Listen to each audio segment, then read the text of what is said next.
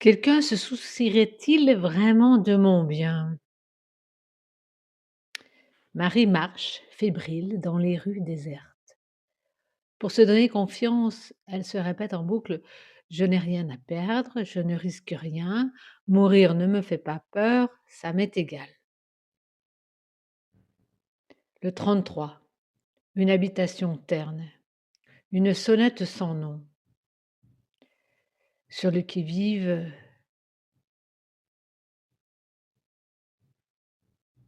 elle appuie. Un homme en noir ouvre la porte, interrogateur. Elle lui tend l'invitation. Il lui tend la main avec un large sourire. «Mario, enchanté. Marie, enchantée». Le contact avec sa main me laisse des frissons dans tout le corps. C'est surprenant comme la paix circule dans ce salon lumineux. Je ne me doutais pas que c'était possible dans le Folklore. Le petit groupe accueille chaleureusement la nouvelle arrivante. Pourquoi suis-je là? On sonne, la porte s'ouvre sur Philippe. Ah, c'était donc lui. Son collègue de cours lui présente l'organisation Clash. Elle le reconnaît à peine tant il est passionné et volubile. Après un tour de parole et un temps méditatif, un certain Paul rompt le silence.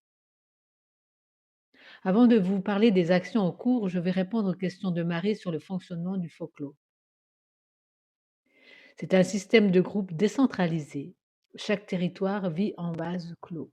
Il est seulement relié aux autres par leurs chefs et ses chefs à d'autres plus hauts qui eux-mêmes appliquent les consignes obligatoires d'une cellule plus grande.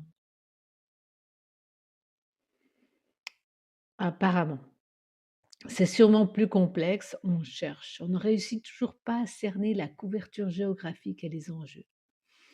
Pour l'instant, on observe prêt à agir. Mais qui décide de celui qui devient chef?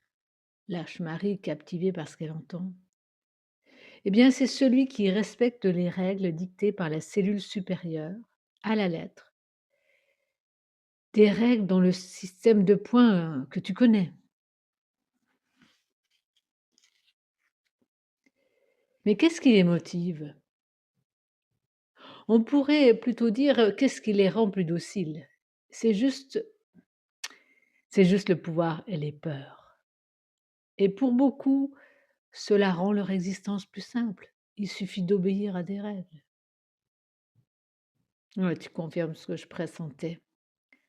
J'étais dans mon monde, dans ma colère contre l'inconscience et je ne voyais pas encore totalement clair. Alors, parle-moi des règles.